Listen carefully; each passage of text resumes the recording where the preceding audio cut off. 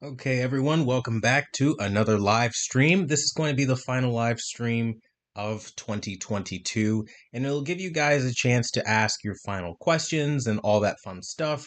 And we're going to start by answering some of the questions throughout the week that I didn't have the chance to obviously get to. I know you guys have been busy with Christmases, which, by the way, hope you guys had a Merry Christmas and a lot of fun with the family and things like that. Prayers go out to everybody who got stuck in the blizzards that have been going on all over the country and things like that. I know that has been very miserable for a lot of people. So again, can't stress, prayers go out to everybody who's again been going through that. Now, I want to start things off by talking about basically again weekend conversations and stuff like that we've seen, and I'm going to start off by answering a question that I got on my last video about on the CES topics of things. We were talking to John that last, I think, in the comments, and John says, I hope we could have a 5K ultra wide 40-inch to 45-inch monitor. And come CES 2023, basically, we're going to be seeing a lot more in the way of excitement and happiness in terms of afterwards CES begins, and we're going to be seeing those wide, large screen monitors. We're going to be seeing OLED make more of a name for itself in the monitor space this year than ever before. That we are already kind of starting to see with LG jumping into things and some other companies making their OLED monitors.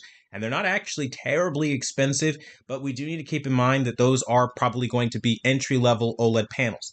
Now, if you don't know the difference between like a high-end OLED panel and an entry-level OLED panel, it basically boils down to a couple of different defects. I may do a video describing all the television defects that you can find, or rather just display defects in general, to really help you guys out, because there's a lot of stuff that does go amiss. So things like banding, posterization, and in some cases moire. I mean, there's so much that goes into it, and I think by putting that out there, it will help a lot more people. But yeah, I do hope that the monitor space continues to improve and things of that nature.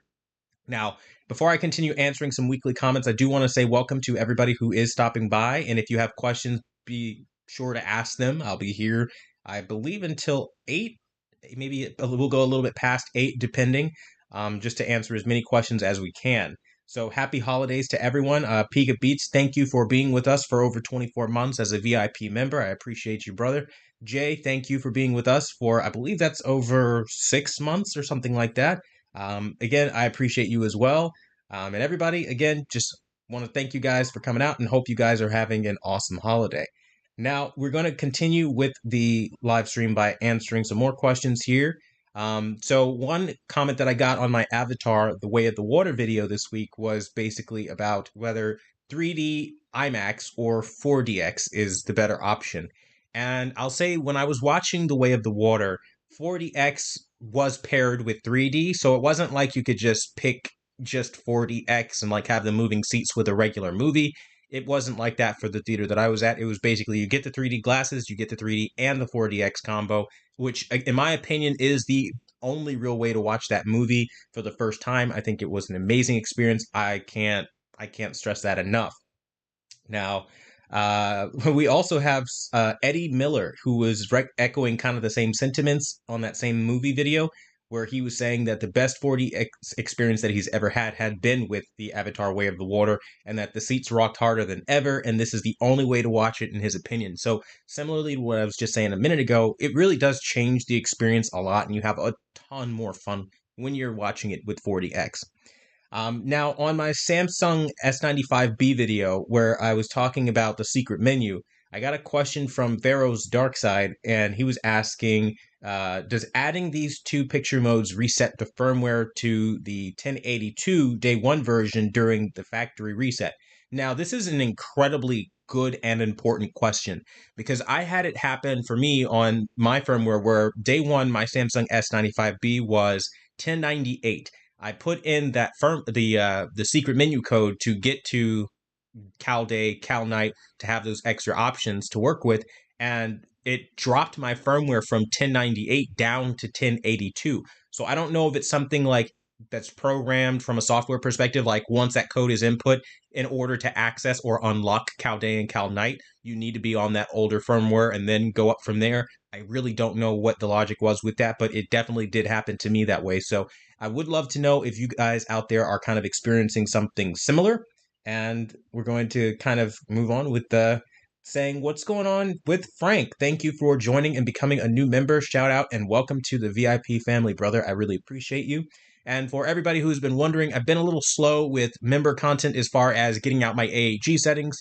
Again, holidays have been really crazy, and now that stuff's, I would say, kind of dying down, not really so much as dying down. We still got the New Year's to roll into, but I'll try to get the AAG settings out sometime either tonight or tomorrow, so that way you guys can have the new and improved AAG settings and things like that. And again, welcome to Frank, and again, thanks for being a VIP member. Now I'm going to start answering some of the comments here in the live feed. I see Danny just popped in. He said hello from Russia. Very cool. I didn't even know like I was reaching people in Russia. I always assumed like there'd be some sort of like language barrier. Now again, I only speak one language, so like for me maybe that's my ignorance showing, but it's really cool when I see different regions or different parts of the world kind of chime in and like participate in the live streams. That's always super cool for me. So hey, if you have a different region or even wherever you're from here in the US, shout out your hometown, put on for your city, say, hey, this is where I'm from. I love this place and all that good stuff. I always love when you guys are vocal about hometowns. So, Daniel, or Danny, you said, happy holidays. I appreciate it. You said, do you think the LG will step up their game in 2023 with quantum dots on the C3 and the G3? Thanks. God bless. I don't, because right now we're at a bit of a paradigm shift where Samsung is trying to prove that quantum dots are the way forward with OLED technology, and LG is trying to prove either via this new phosphor that they're developing or something, to where now they've figured out a way of enhancing phosphor, giving us way more than what we were able to see in terms of brightness. I think that'll be played on a lot more and sooner than what we are getting right now from them currently. I don't see them jumping ship and going to quantum dot OLED just immediately. I wish they would personally. I've said it once, I'll say it again. I truly believe once LG comes out with the quantum dot OLED, that will be it. Nobody on the market will be able to touch them. I think that's kind of game over, because their technology is there, their picture quality is there. It's just their colors have always been a bit off in terms of primary colors like red and things like that. So if they can ever fix that with quantum dot OLED, I'm just going to run out and buy it like day one, and I'm just going to sit there, and I'm probably going to be so happy and gush and glow about it, provided they don't pull a Sony and like their motion gets terrible, because we did this year see they did get worse coming from the LG C1 going to the LG C2. There was a discrepancy in motion, so that is going to be important to keep logged in the back of your mind as we are continuing on with the history of the C series. But typically, no, I don't think it'll change too much. Now, we have Jay saying, if I'm watching 4K Blu-rays, gaming through my PS5 with HDR turned off, is that game playing HDR?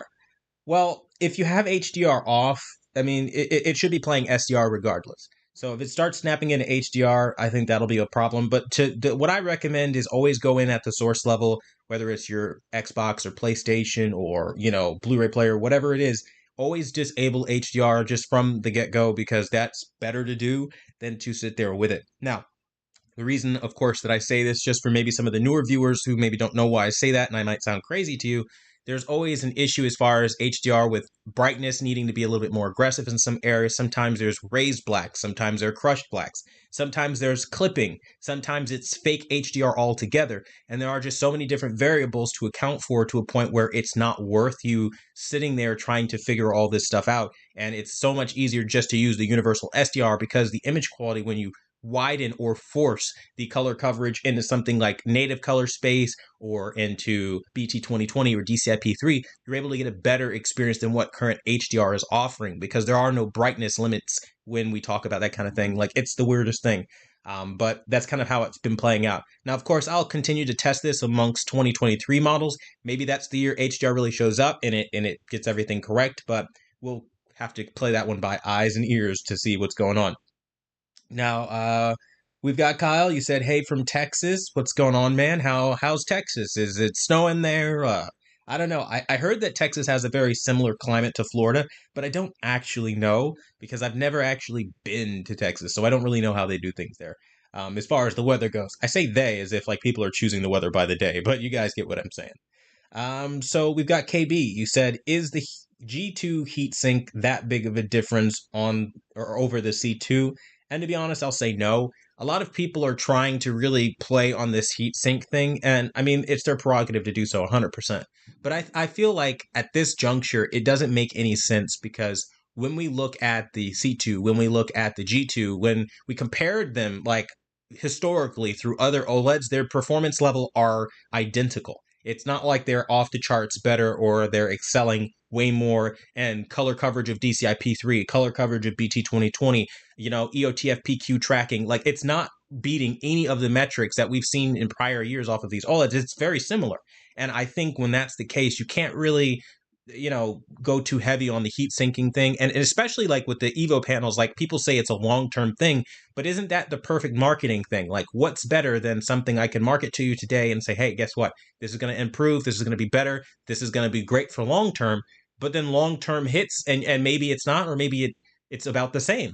And so I think only time will tell, but I can say that I haven't had a problem right now as far as my LG C1. I don't even have dead pixels on my LG C1.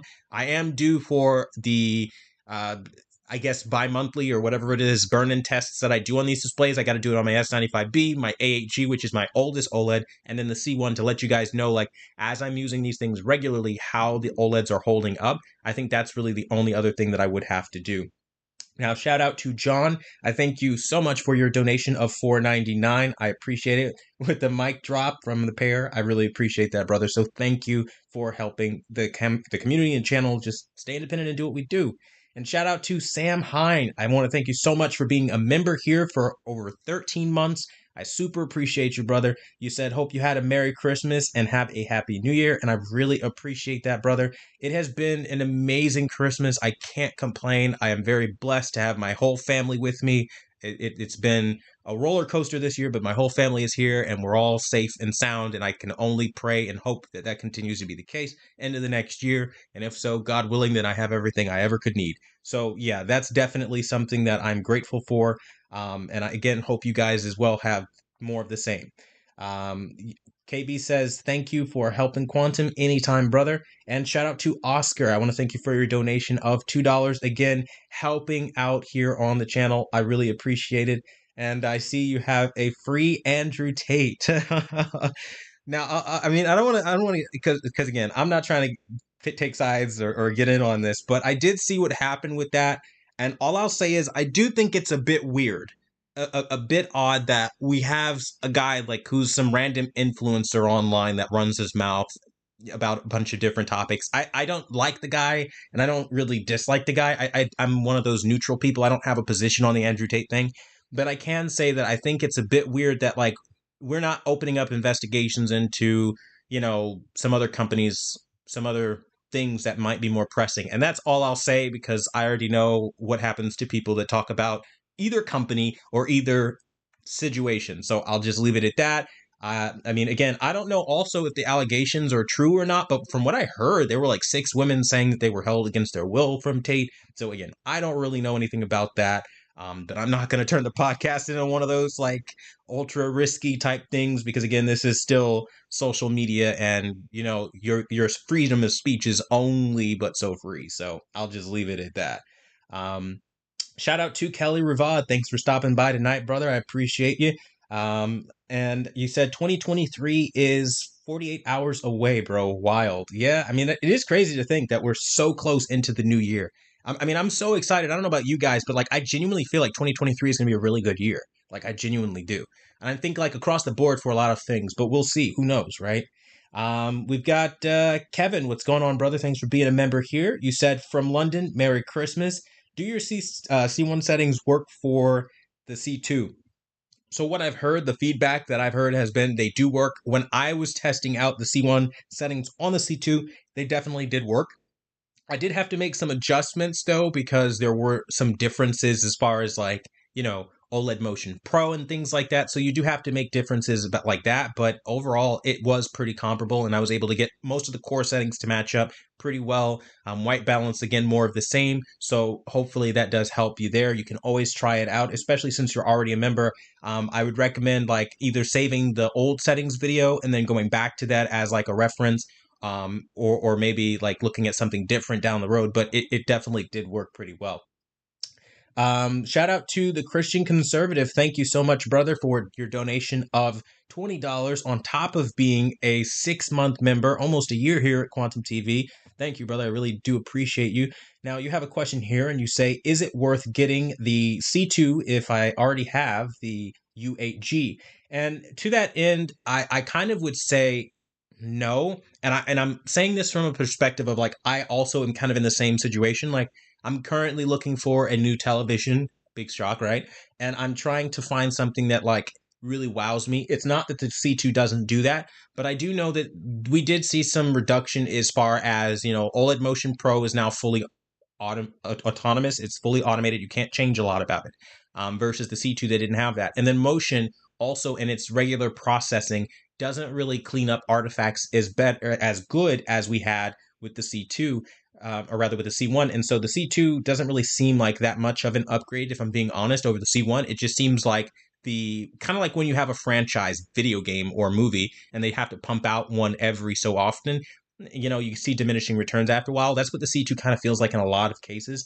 And especially comparatively to something like the U8G, it's amazing. And I think the only reason to go with the LG over the U8G, especially if you've already have the U8G, is if you want like maybe deeper black levels.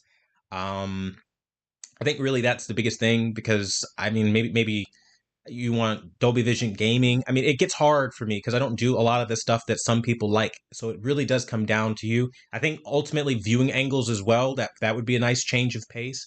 But ultimately, no, I don't think it's worth getting it. Not right now. I think 2023 will definitely have an option for you to buy that is going to be the same exact money or less. And I think you'll be good. So I'm waiting for 2023. That's what I'm betting on personally, after my 2 failed Samsung S95B attempts to go to the 65-inch variant. I'm just sticking with my 55-inch S95B. Day 1 firmware, not changing that. My C1 and all the other TVs that you guys know and seen here on the channel. Now, as far as Oscar, you have a couple other questions here. You said, I bought the U8G over a year ago when I first saw your channel. You said the best TV I've ever owned. Moved my C2 from the living room to the bedroom because it's so damn good.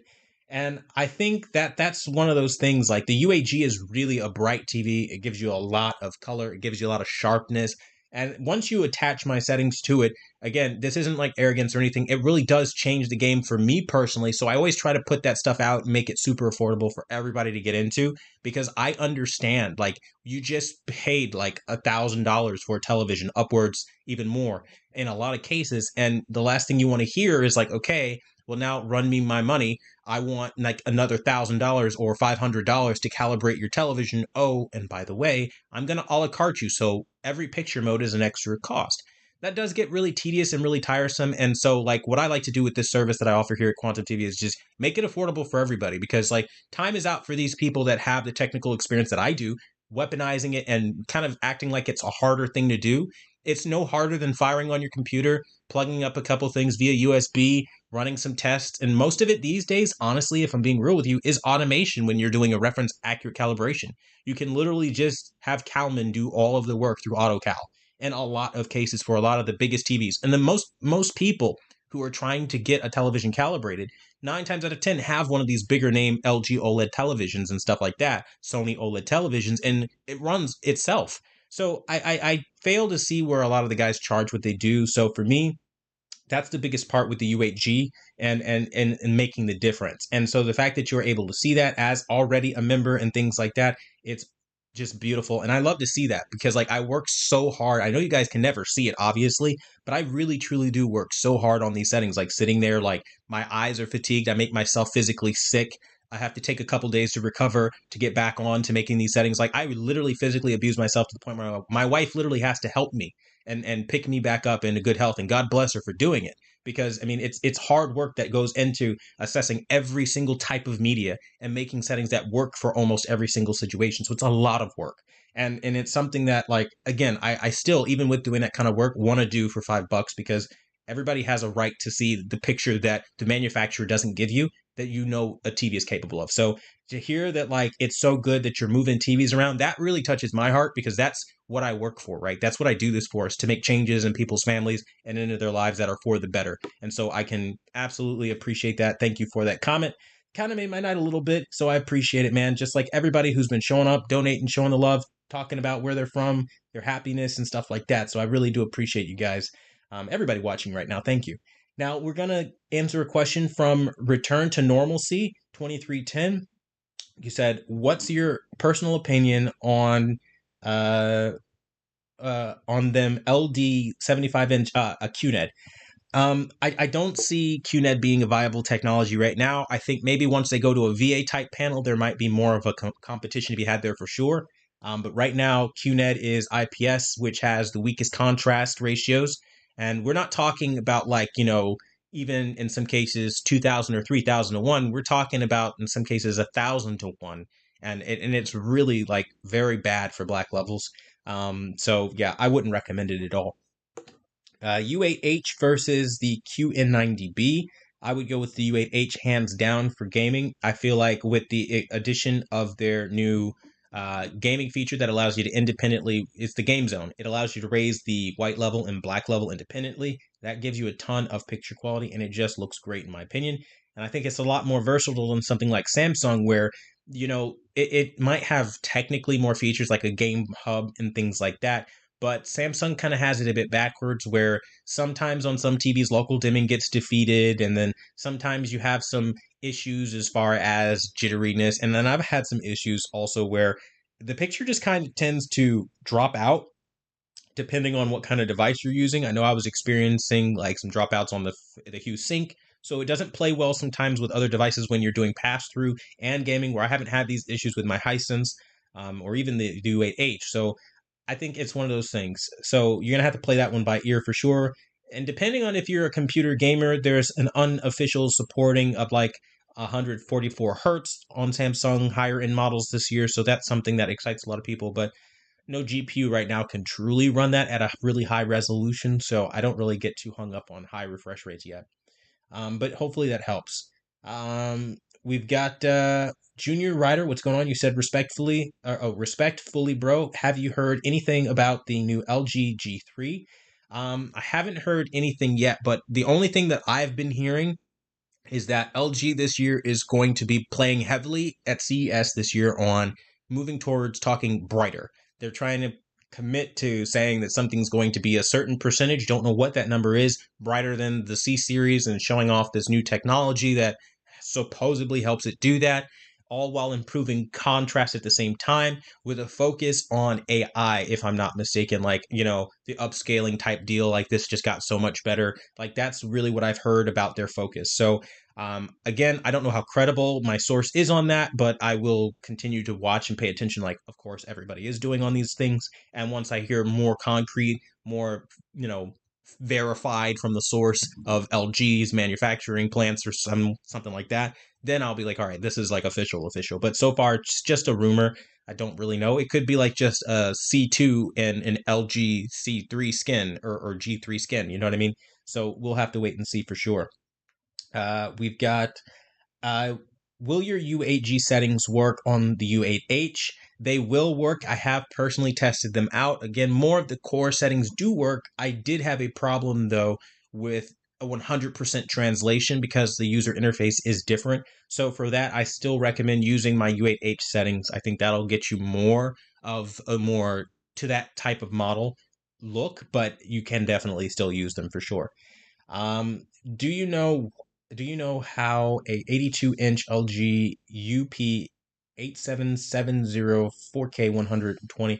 I don't really know about that particular model, but I do know if it's anything like a typical LG display that's an LED set, you're going to have some sort of issues as far as black level. But that's really all I know so far about that particular model.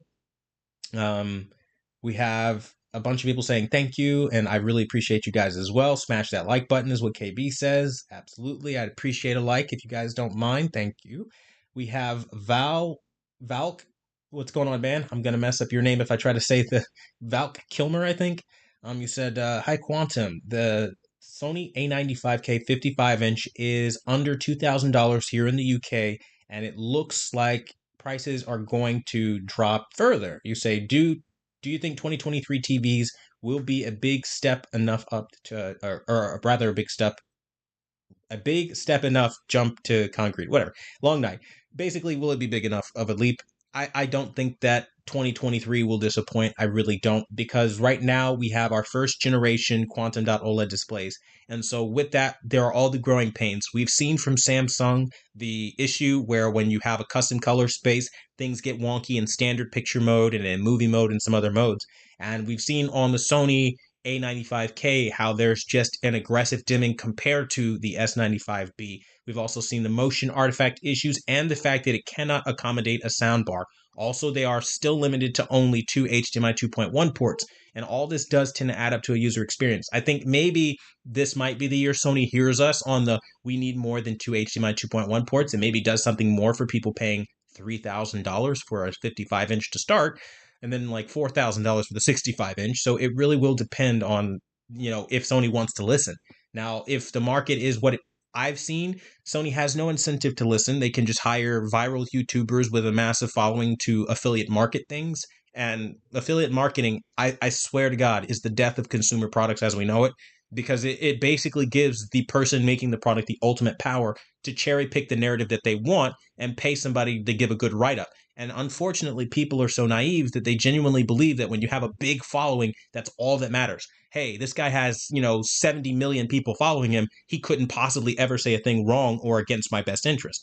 And I would say you'd be woefully ill-informed on that. Unfortunately, people are out to make money. I have videos proving it. If you'd like links to those videos, let me know. I can send you. Literally, look it up, bro. There are channels that talk about affiliate marketing and how you can game the system and pay off your rents and all this stuff by just affiliate marketing. There's a reason I talk about it so passionately and aggressively and constantly. It's because it truly is the death of consumer products.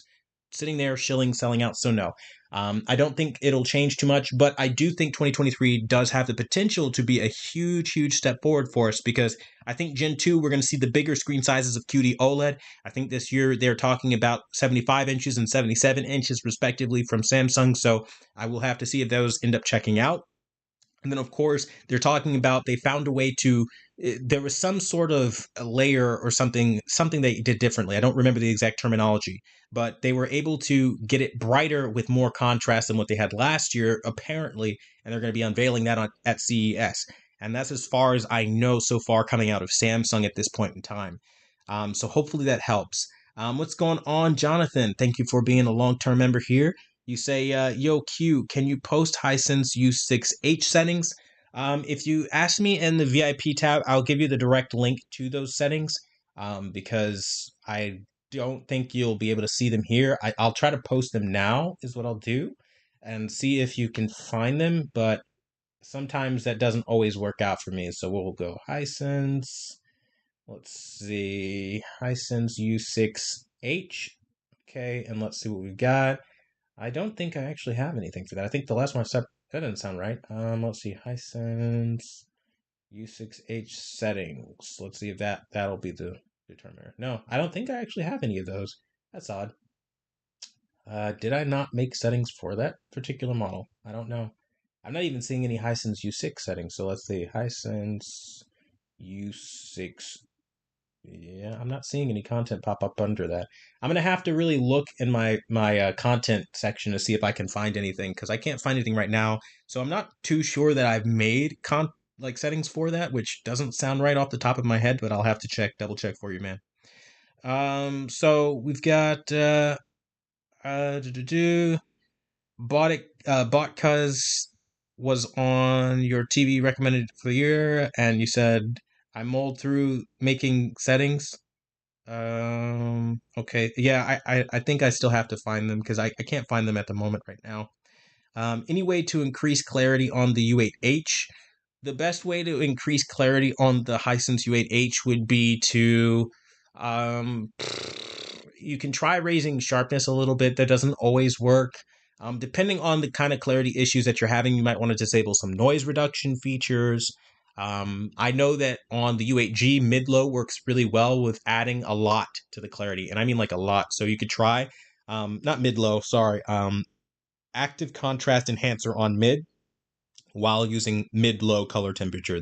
Those two combined together does a really good job. And I saw a similar effect on the Hisense U8H. I also saw that when you mess with the white point on the game zone feature, it pretty much universally adds a little bit more of that highlight impact, which gives you a little bit more of a depth perception and a clarity perception that isn't natively there, and it can help a ton. So maybe those tips might help a little bit. If you still have some issues, of course, always reach out. I got you covered. My U89 or my H9G and the C1 seem more clear than my U8H. Yeah, I'm not sure why that would be particularly. I'm not gonna say that it's defective, but that definitely doesn't sound like it should be normal. But to be fair, I've not had the ability to compare the U9G because I no longer have the U9G, so it could be clearer just because maybe things have gotten worse and I don't even know it because I can't compare that particular model. I can say though that comparing the LG C1 to the Hisense yielded pretty much what I thought it would. The C1 is definitely the sharper, clearer. Obviously those pixel level illuminated, images will look better than something that's having a direct backlight hitting it.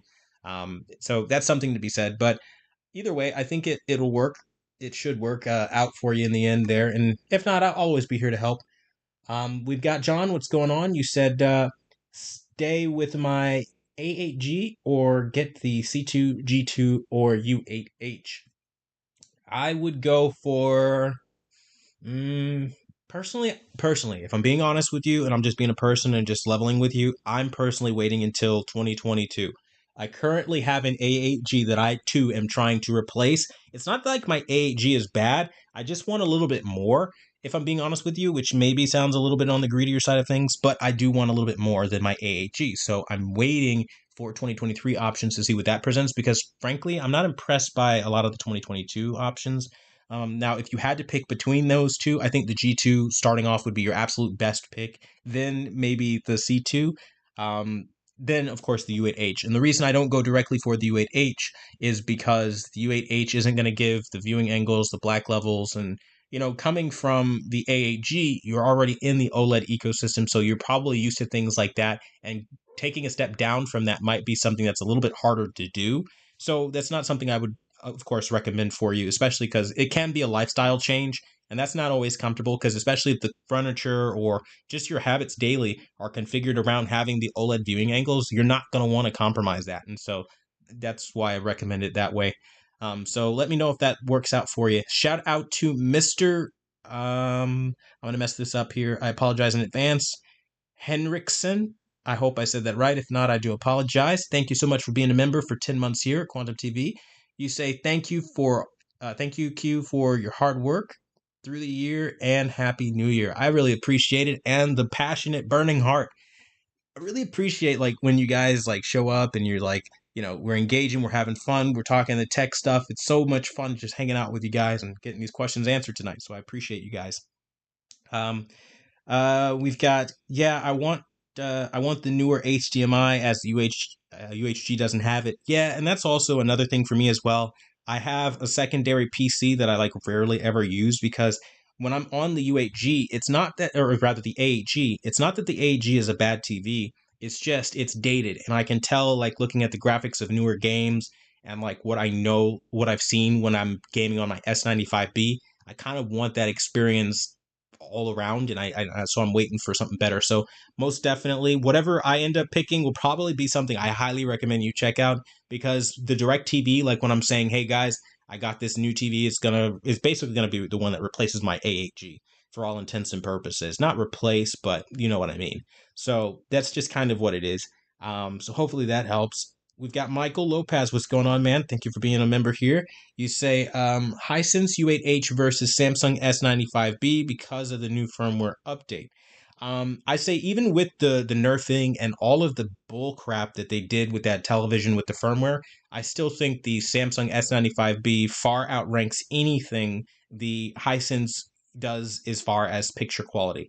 Now, don't get me wrong, Hisense comes close. They put up one hell of a fight, but that extra level of vibrancy and just combined with the newer brightness that the quantum dot OLEDs allow this year, it's just a better experience all around. And frankly, I think that is really the takeaway. That's really worth the most. And that's where you're going to see the most return on your investment. Where the Hisense, again, similarly, it's all right, but I can't say it's S95B level, honestly. And that's even with all the nerfs, because to be fair, I bought the S95B twice already, as far as like the ones that didn't work out, and of course 3 times if we count the one that I kept. I did not buy the U8H that many times, and I think that's only being fair and being honest with you. Shout out to Diego C12. What's going on, brother? Thank you for being a member here for 7 months. Very long time. Some of you guys, appreciate you guys rocking with me for upwards of over a year in these cases. So you said, Quantum, I hope you have a good end of the year. Looking forward to seeing your 2023 content. And thank you so much, brother. And as many of you guys know, I've been working exhaustingly and really just around the clock to really change the editorial style of Quantum TV here in 2023.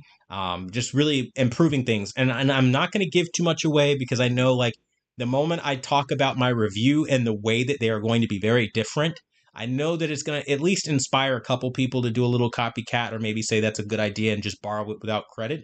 So I'll wait until I'm implementing it, and then I'll show other people, and then they'll obviously do what they do. And but either way, I still wanted to let you guys know there's a big change coming as far as the way my reviews particularly are presented, and I'm so excited. I'm like, can a TV just launch so I can do it already? Like I'm so frothing at the mouth to get it done already and show you guys, because I think it's really cool. It's a great way of representing things and so on and so forth. And some of you guys, when you see it, you'll be like, oh shit, yeah, that's a really good idea. So like, I can't wait. It'll be a lot of fun. But definitely keep your eye on 2023, because it's definitely going to hit a whole lot harder than what we were hitting like in 2022.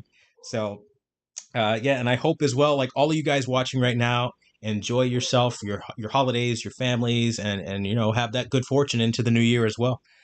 We've got 10-bit versus 12-bit. You say gaming on a 65-inch LG C1. We've got Texas Info Warrior. What's going on? He said, do you happen to have any 20-point calibration settings for the Sony A95K? I do not. In fact, I'm probably one of the few calibrators that, typically speaking, I only like to stick to a 2-point grayscale calibration, especially during the service that I give out, because when you start giving out multi-point grayscale calibrations, that can seriously jack up a television, because those particular values change the dynamics entirely. Your gamma will be way off if it was off to begin with, and it'll start tracking really, really poorly. And I don't want to start causing issues, especially since I can't obviously go all around the world to every single member's location. So that makes it difficult to really see what your TV is targeting, what it's hitting, before we start getting in and giving settings out. Where if I give something that's a 2-point, there's less of a chance that you would run into those kinds of issues on such a grandiose scale. The most I've seen is like, oh, it looks a little green or it looks a little red, which of course we can always pull that back and we can fix that. But like gamma issues and things like that are way more complicated, and that's something that, of course, only a reference accurate calibration will be able to fix, which I can't do in person. So in terms of my service, that's why I do it this way. So I don't have anything for the 2-point or for the 20-point, but the 2-point should get you mostly where you need to be. Now, there are also some instances where if you're doing professional work, you might want to get it calibrated anyway, just for the sake of course, the prints, if you're in the print world and things like that. So it really just does depend on how you're using it and things of that nature. We've got Fingers Crossed from Vaughn. We've got Quantum. Could you please review the LG Nanocell TVs? Would really appreciate your recommendations and insight on what models may be the best. And it's kind of hard, because there's a reason I've been staying away from the LG Nanocell and QNED line. It's because I know that I have nothing good to say from what I've seen. And historically, every time I make like a not necessarily favorable review for a brand, I've had it happen where fans of the brand or people who are excited to buy the product get angry at me. Now, I'll be very honest with all of you watching right now and just totally level with you. Like, I get it. trust me, I know what it's like myself. When I'm happy, I'm excited to buy a product, I think I've got it narrowed down to a couple of things. And then I go and I look, and then the next thing I know, somebody's trashing on the product. Like, I don't like this. I don't like that. I don't like this. It's like, okay, well, screw you, guy. You're just fucking negative. I'm not going to deal with it. Pardon my French. And then you're like, I want to move on. I don't even care. Right. And trust me, I totally get that aspect. But like, in the consumer world with televisions, there is such a monopoly around, the digital trends, the artings, that you have to present these things in a very open manner so that people understand what they're buying, because there's no incentive to tell the truth anymore. All they have to do is partner with Box.uk or Crampton and More or whatever other retailer is up north in northern US. And that's really it. Or in the UK somewhere or anywhere. And that's all they have to do to get that favor out and then tell you, hey, this is the TV of the year. And I mean, we've seen it with the A95K. Is it a good TV? Yes, of course, it's a good TV. But is it TV of the year, the brightest SDR TV? No, that was a total lie, and I proved it with scientific numbers and facts. And I think with doing something like that with the QNED line, because it's so affordable, all it stands to do is just piss a ton of people off. And again, here at Quantum TV, obviously, we believe in facts over feelings. That is how it has to be. But it gets to a certain point where I do understand, like, sometimes it can be a little bit more monotonous and a little soul sucking and draining, because it seems like every time you watch a video of mine, it's always like, hey, this is bad, that is bad. But the truth is, they're just underperforming. And I'm informing you honestly, where the other guys are affiliate marketing. Because again, affiliate marketing is lucrative. Many of you watching right now, if you go into any other niche and you start affiliate marketing, you could probably pay off your houses. You could probably, like, have generational wealth off of affiliate marketing. That's how lucrative it is. I'm being very honest. No other YouTube with my following and with my size will tell you that. They're all going to pretend like they're not doing it as they post those little blue links in the description and say this video is sponsored by Hookies, this video is sponsored by Surfshark, or whoever the hell is the flavor of the month. And I'm the only guy that literally gets all of the hatred in the AV community for saying, no, this is scientifically wrong. It looks bad, and here's why it looks bad, and here's what it'll do to you, and so on and so forth. And people, many of you guys watching right now obviously appreciate that, but I feel like that'll do more harm than good. So as far as the QNED, I kind of wrote it off because IPS panels aren't typically a strong suit for televisions. And that's the short answer after, of course, me giving a very lengthy, long, drawn-out answer. So hopefully that helps you. I think if LG goes VA panel, then we can look at the QNED. But until then, I think it's just going to be a don't buy it kind of thing because of the nature of those panels. Now we've got Roberto. What's going on, man? Thanks for being a member here. You say the settings that you made for the Hisense U8G 55-inch will work on the 65-inch. Thank you for the hard work.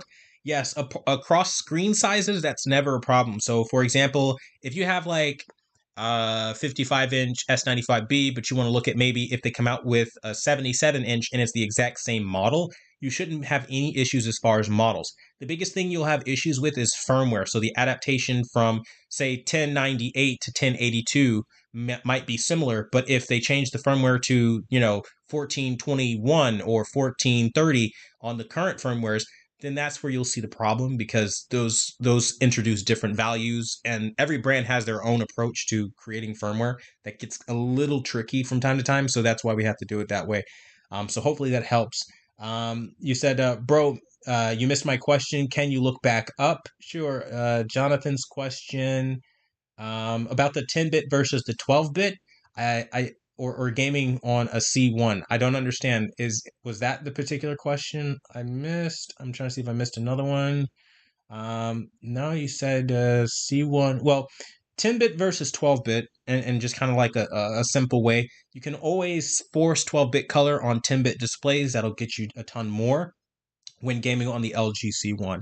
So I say, like, if, for example, this is what I personally do on my RTX 3080 Ti or 2080 Super, whatever it is, I'll force in the NVIDIA drivers to go to 12-bit color and to adjust for that. And then, of course, I scale it down to 1440p so that it can handle that color output. And then I'm good to go. Now, this yields a ton more color, and it looks a lot better. And I only can really game this way. It's the only way I have my stuff set up. And again, there's a big difference from the gradational aspects of things, especially with a proper TV that can handle gradients like the C1 can handle it, the C2 can handle it. These kind of things will look amazing when you start experimenting with wider colors. And again, there's this common myth going around from a lot of the purists that just want you to make everything look like a 30-year-old TV. Hey, that's their prerogative. Have fun. But for me, I think, like, when you start really looking into this, play around with it and see for yourself.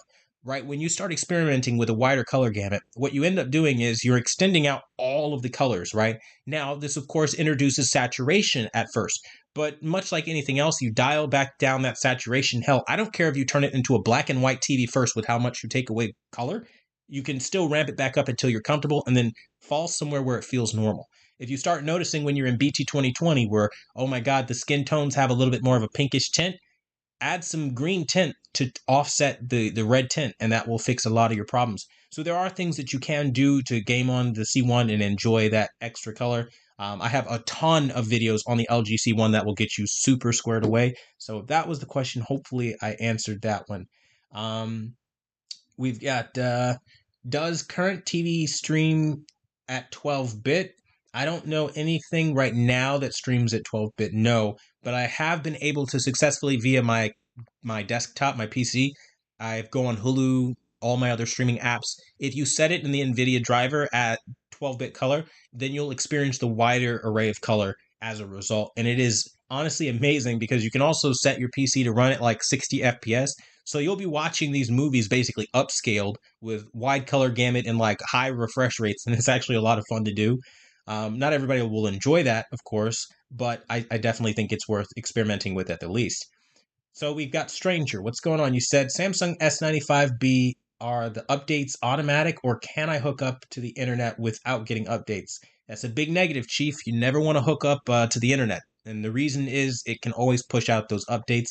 I'd go a step further and say the moment you get it out of the television, just leave it the way it is. Never put in your credentials because once it has it, it still has a way that it can ping and update. So that's what I'd say there.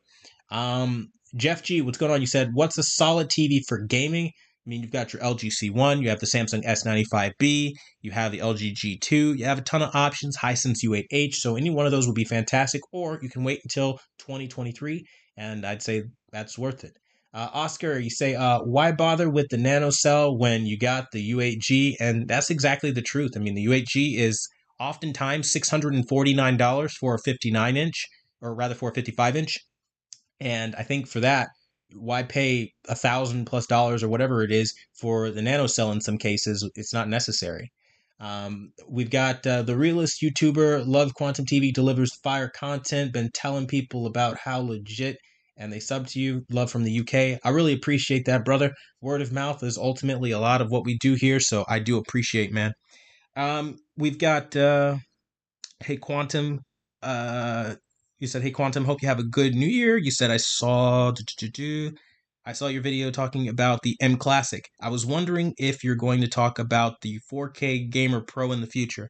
I actually don't know what the 4K Gamer Pro is. I think you've given me something else to look into. So I'm a little guilty on that. I haven't heard of 4K Gamer Pro. I've noticed from reviews and other users, the A95K apparently dims less than the LG and S95B due to the way that the heat is dispersed. Question mark. Not sure there, but it seems it does dim better for less dimming, or it does seem better for less dimming. I have not experienced that, so I have a video showing the dimming that I experienced on the A95K versus the S95B when watching Crunchyroll on PS5. And it was basically an episode of One Piece that I was showing where it definitely was way dim once we got to the bright highlights and Luffy was coming out of nowhere with his Conqueror's Haki, and I was really trying to feel the moment, and the A95K was just falling behind, not only in color vibrancy as far as saturation goes, but it also was falling behind as far as like peak highlights. It just was not keeping up as good. And again, it's not that it's bad. I definitely saw a good picture. It's just not as impressive as the S95B. And also, comparatively to something like the LG C1, even, I find the LG C1 is way more enjoyable as far as the small highlights, particularly that it kicks out, versus the Sony A95K. I just don't really enjoy the A95K's representation of highlights as much. I think what Sony does good is they're good at creating depth and pulling you into more of a 3D picture, but it almost comes at an expense of color saturation because they tend to make everything a little bit more muted and diluted as color, and it's not my kind of vibe, and I think that's what I'll say there. But as far as what people have been saying in the reviews, I'm not going to discredit their experience. If they really feel like it dims less, then hey, God bless them. Maybe Sony is shipping with different firmware. I wouldn't say that Sony isn't capable of that, since Samsung, of course, is on 1420 already in their firmware, and that might have fixed the issue I saw initially with the day one A95K. In which case, then I can't really speak to their experience, and I don't want to discredit it at all, of course. But what I will say is I did see a problem when I was reviewing it at the time that I reviewed it, so that's why my report came out the way that it did.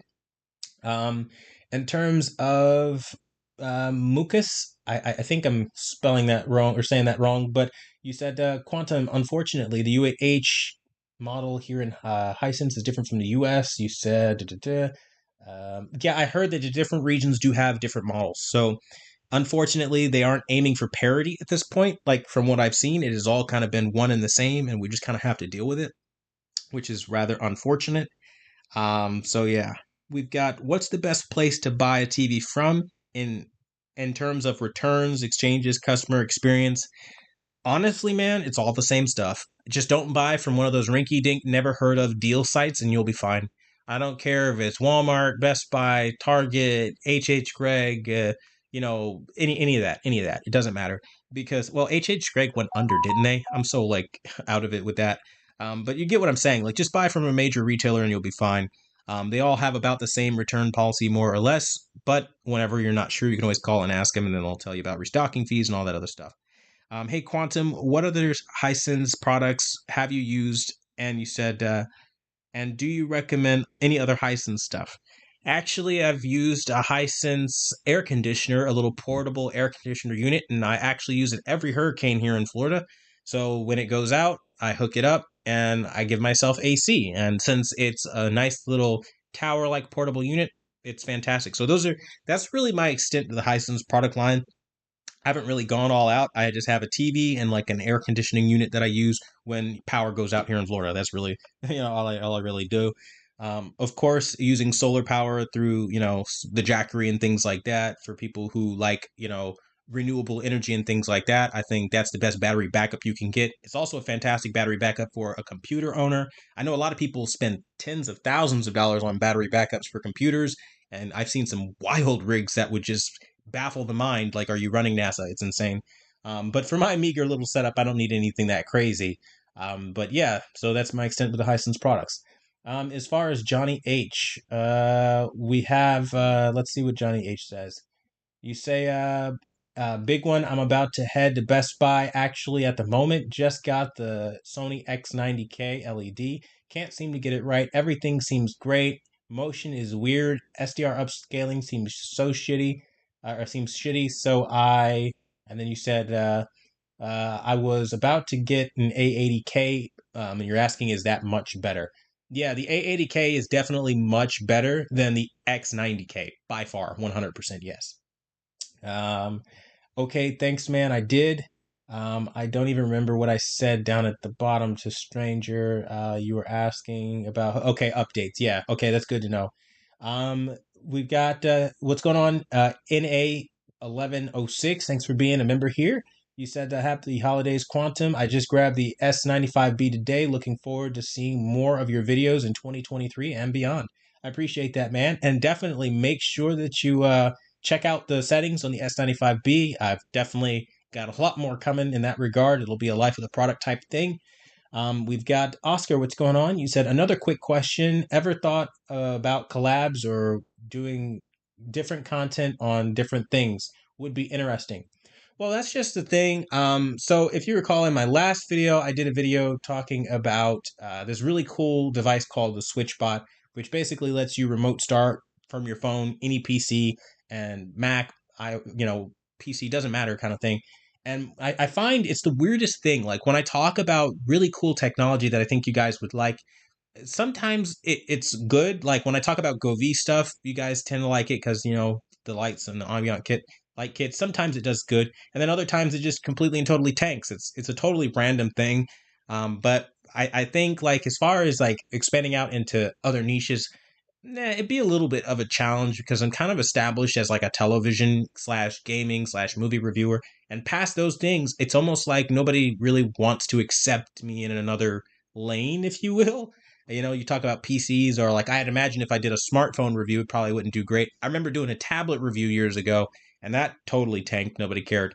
So it's weird. It's like I want to talk about more things. I mean, it'd be fun to hook up my tools and instruments and start showing you the differences between iPhone and Samsung and things like that. But there would first have to be a market there, you know, the whole supply and demand thing. And it just doesn't really seem like a whole lot of people care. So I feel like the amount of effort and time it would take away from regular content to make the content that would be ignored. It's kind of why I haven't even gotten into audio, to be honest with you, because it just doesn't seem like when I do reviews in certain aspects, people care. I'll try maybe this year with some sound bars to test the water, but ultimately, it really just does depend on, you know, viewer feedback and engagement. Ultimately, um, as far as collaborations go, I do have another collaboration with GoV coming up here soon. To talk about again, just like I always get questions on, hey, what kind of lights do you use and stuff like that in your setup, and so I'll probably show you guys that. But that's probably one of the collaborations that we'll talk about in a future video. And maybe other collaborations. But as far as like creator collaborations, honestly, man, like it's weird. It's like I'm almost seen as like the boogeyman. Everybody pretends I don't exist, as I've been here probably longer than some of the channels starting off. It's not about size or seniority, more so it's just about like I'm an active member just like everybody else. But I tend to get kind of shunned a little bit because, again, we maybe are just different viewpoints in the world. And I guess some people can't accept that. They think that picture quality needs to look one way. I think it should look this way, and honesty matters more than anything else. So it'd be very hard. Like, I mean, like there are some people in the AV community that I do like. I like Telly Dan. I can't speak highly enough about him. I think he's great at unboxing televisions and things like that. About TKK, he does great gaming type content for his videos and stuff like that. And I wouldn't be opposed to like talking to those individuals about gaming and things like that. But I think with anything when we talk about collaborations, it's mostly a two-way street. It's like respect is something that is earned, and you can't expect somebody to want to collaborate. Or again, most of these people probably don't even care. They probably see a social media following and think that they're god. Like some people really do stop answering questions, don't care about their community, care about marketing and making more money to pay off their house and move on. Screw you, I don't care if you got a bad product. That's just not my aim. And people that act like that, I don't have patience for. So like you won't catch me collaborating with somebody like Vincent. Like I know for a fact he is just shameless about getting money. He doesn't care, right? And it's like that's my thing. Like again, God bless him, earn your bag, do your thing. Nobody cares that you're like that. Cool, but I do, and I'm gonna run my stuff differently, kind of thing. So I don't know, man. I would like to see more AV guys. I think it would be exciting, but I hope they're the right kind. I hope they're independent guys that when something's wrong, they say, hey, listen, as a community, we need to come together collectively and fix these problems. This matters because we're being affected financially now. Inflation, you guys know what it's like out there. And I just, for me, like, that's my big thing. Like, again, starting off, if you look back to like every AV guy, you talk, stop the FOMO, be the installer. I'm always supportive in the beginning of their career, but then something happens where they say something that's maybe not as accurate or maybe not as honest. And that's where I'm like, okay, well, now I've got to bow out. But initially, I have no problem with these people. I want them to do good. I want them to be successful, be another independent, honest voice that doesn't fall into the YouTuber affiliate marketing trap. Hey, let me break the fourth wall for you guys right now. I mean, like right now, I'm not the biggest YouTuber in the world, okay? Nowhere close to it. I've got only 77,000 subscribers comparatively to some guys. But let me tell you, the offers come in daily, not monthly, not biweekly, daily for me to review projectors, toasters, desks, gaming chairs, any piece of technology that they could possibly think that my audience could gain them an extra leg up in the marketing world. I am offered multi-channel networks is what it's called, MCNs now. So people are trying to buy out my channel and say, hey, you give us executive ownership, we take control, and we'll just run your channel and you'll collect like 30% of your revenue. But in return, we'll give you a bunch of subscribers. We'll boost you up. You'll have over 200,000 subscribers in the end of it.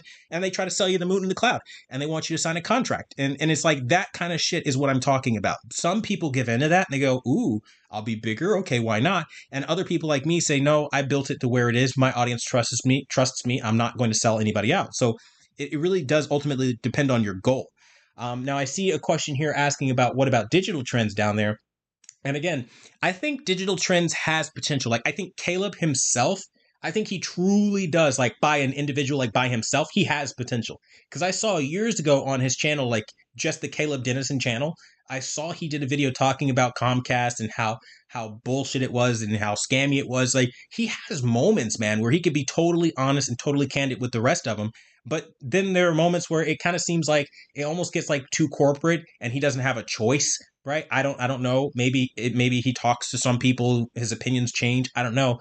But like when he had his candid take years ago on that Comcast thing, I was rocking with that. I was like, that's exactly what we need. People calling out problems. Not saying you can't be positive about anything, but it's the alarming rate that we are noticing that everybody that picks up a camera and smiles on YouTube artificially, by the way, because nobody's that fucking happy all the time. I don't care who you are. Nobody's like, hi guys, everything's amazing. Like, that's just not the real world, especially with inflation hitting. You're kidding me? Let's be real people here, right? And I think for me, it's so annoying because it's like, I feel like the commercialism is ruining people who could normally really just be really cool in the community and help us a ton. And again, you have a family to feed, you have a job to do. I understand, but don't expect people to be grateful that you're selling out. And that's my thing. Like, so I think digital trends has potential, but when he gets up there and he does things like value electronics, for example, and blatant lies that are verifiable, like I can go into the Kalman software and I can run all of the same tests that they are showing off. And when I get different numbers or different results, that's where I kind of say, okay, you know what? This is not really transparent. Now you're lying. Why? Like, this is like literally science at this point. I can verify it with science. And so that's the part where I get really annoyed. But as far as the person, I think he has potential. Like every one of them do. Frankly, I think every AV guy has potential. It's just some of these guys got to let go of ego, and other people have to kind of understand like the room is big enough for everybody to fit into an honest bracket. Like, you can still be honest, and people will still walk away liking you. I think honestly, many of you watching right now would have more respect if they like started calling out things that they didn't like. For example, could you imagine a Digital Trends or an Artinks review where they're like, don't buy this. This is total trash. Here's why. And they go in and they absolutely wreck the product on things that absolutely should be accounted for, and then do that after firmware updates. I think those channels would see a huge growth. I really do. So that's just kind of what I think. And we've got Oscar. You said, I still think people would follow you. You said, I follow the character first, then the content. And ultimately, yeah, I'm the same way. Like, if I notice like character is bad, I'm just not going to involve myself with it at all. And you say, and then that's where the loyalty comes in. And honestly, man, that's kind of my exact thing. Like, for example, like I get a lot of hate from a lot of like anti-religious people because I have religious values. Now, I will never force my beliefs on you, tell you if you don't believe in my God that you are just anything. I won't do that. But what I will say is like I will unapologetically always give PSAs and religious warnings to families that maybe they shouldn't watch a particular movie or should watch out for certain kind of content if they have small children. And that, for some people who aren't religious, oh, you're stuffing your religion down our throat, we don't like it. It's like, no, this is just my value. I that's my character. So like for me, you don't have to take that PSA. I'll warn you ahead of time. I'll label it clearly as religious warnings, but I've still got people freaking out over my Black Adam, video where I was like, hey, listen, they have triangles and satanic symbolisms, and they've got the devil coming up out of hell, and they've got all this stuff going on. If you're not okay with that and you're not trying to do that, and have like Black Adam, the villain, be seen as the hero when all that devil stuff is happening, then maybe this is not a movie for you. And people in the religious community totally respected and loved it. But then, of course, the other shoe always drops, and then you have the other people come out and they try to give you hell for it, but it's never going to change, kind of thing, right? So it is what it is. Can you read my messages about that? Which messages? I'm not sure. I don't particularly see messages all the time. Sometimes they get hidden. So if you have something in particular, by all means, let me know now, and I can try to answer it here while you guys have me on the live stream here. L Luch, yeah, JL. Wait, I'm messing this up. J Luch, you said, I'm going with the LG G2 over the Sony because of you, and you'll be all the better for it. Trust me. Sony, they're kind of falling off a bit, unfortunately. Rachel, what's going on? You said if the if the G1 is on clearance, is it still worth it over the C2, or is it still worth it choosing the C2?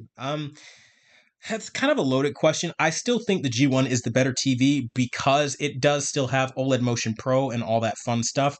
And I think, again, it's got the Evo panel the same as the new models. It's a premium tier television. And of course, it's going to give you that awesome picture quality. And the motion is also really good on that model as well. So I think if you find clearance on the G1, there is no problem or shame in getting the G1 at all. I think you'd walk away with a really high-end TV that you should definitely be proud of for sure. We've got just got the LG C2. Do you have any settings for it? I do. I think I stopped at SDR settings for it, but I do have settings indeed for it. How do you feel about TVs, or how do you feel about used TVs that have low screen hours? I believe that you should never ever go for a used television because used TVs usually don't come with warranties, which is always a problem. And then on top of not having a warranty, then you run into situations where, honestly speaking, it's just used and you don't really know what kind of lifespan it's going to have. Like, nobody knows when their product's going to break in general, and now you're adding to that on top of that. So that's my thing with it. Um, so hopefully that kind of helps. We got. I'm going to mess this up. Mucus, you said quantum is his self, his authentic self. You said respect that being said. That respect that about Black Adam from a Muslim to a Christian. Respect. Thanks for warning us. Yeah, and I mean, and that's what I'm talking about. It doesn't matter what religion you're from, whether you're Muslim, whether you're Christian. It doesn't matter. Like, I always love when I'm just like honest with you guys, and like, because there are religious people out there in the world, and some people don't want that to be the case. And again, it's like, it is what it is. It'll always be that way in the world. But I think like for people like us, like that have families, like I always feel so attacked when I'm watching a movie and something is in there that goes against what I came to the movie theaters for. It could be anything, and in that way you feel like almost false advertised to or whatever. Like, for example, like I'm sure everybody who maybe was a She-Hulk fan probably didn't like the twerking. That if you would have known that that show would have been like that before you watched it, you probably wouldn't have watched it, right? And those are the kind of things I'm talking about. Like, had they been very vocal, like they were going in a certain direction, people maybe would not have watched it. And I think that's what I have a problem with in all of the recent Hollywood movies is like all they do is hide their real agenda behind trailers that have nothing to do with what they're really trying to peddle. And that's why I have so much respect for Avatar Way of the Water. It was the first real movie, no hidden agenda. It's just you go, you show up, you enjoy yourself. Now, after the fact, I did see James Cameron say something to the effect of like portraying pregnant women as warriors was his way of like having strong women. And I mean, again, power to you, man. I don't have any problem with women being portrayed in a strength role or anything like that. But again, it was done in a healthy way, and I think like that's the thing. It needs to be done healthily, and that's my thing. So yeah, what's going on, Chin to Pat? Thanks for coming out by tonight. Stoic, what's going on? You said, hey QT. You said, hope you're doing great. Same for you. You said just tuned in and just wanted to know if I should keep my S95B with firmware 1310. I would. The 1400 firmware is not worth its weight, so I would just stay where I am. Silent Wake, what's going on, man? It has indeed been a minute, brother. How are you? You said, how have you been, my friend? And yeah, I've been pretty busy, to say the least. Been pretty stressful the last few days. Working, life in general. It's been work, but you know what? My entire family is here. We're all together. We're all safe. And that's all I could ever really hope for. So at the end of the day, that's what I'll have to say. Last question of the night is going to go to Daniel, and you say, continue as you go. I don't know what that is. I don't know what that is. You said you'll see that is rewarded dignity, honor, and integrity, not sold by a piece of paper. Greetings. Yeah, I mean that's really the only way that I can do it. Honestly, stay true to oneself, stay true to one's family, and do the best you can to like treat others how you want to be treated in that kind of thing.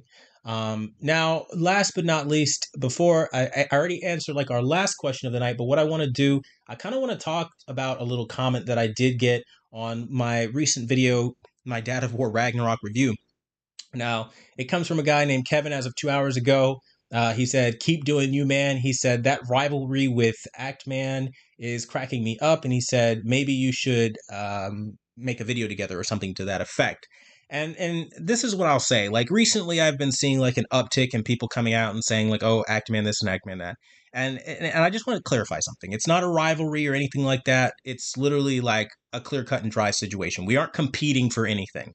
There was a verdict handed down by YouTube. He can't handle that verdict, and now he's acting like a man-child about it.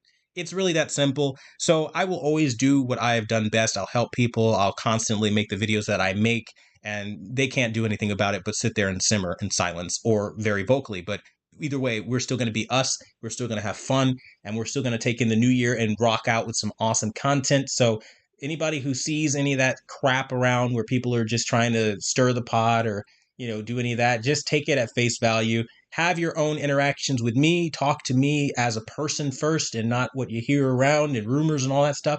And you'll probably learn that it's a very different experience when you actually try to converse honestly and have a genuine conversation, as many of you already know. But all that being said, I do want to wish you guys again safety more than anything. I've been seriously seeing a lot of people getting into car accidents online with the blizzard. I saw like a ton of people died in one area. Like, it's crazy out there with how cold it's been getting. Fortunately, we've been warming up here in Florida, but I know that's not the case for everybody. Some people are still dealing with that stuff. So again, I can't stress how I hope all you guys are safe and together and all that stuff. And again, if you guys have questions, I'll try to have another live stream next Friday, 7 p.m. through 8 p.m. Eastern Standard Time. That way we can, again, just make time. That pretty much is going to be the last time, I guess, I talk to you guys into the new year. And I hope everybody is safe. Don't drink and drive. Be responsible, kind of thing. I mean, obviously, you guys already know. But again, I can't wait to hear how you guys had New Year's and how much fun it was or wasn't, or if there's any drama or anything that happened over the New Year. But that being said, I want to thank you guys so much for watching the number one brand in honesty and being a part of yet another live stream. And until the next video, I'll see you guys later.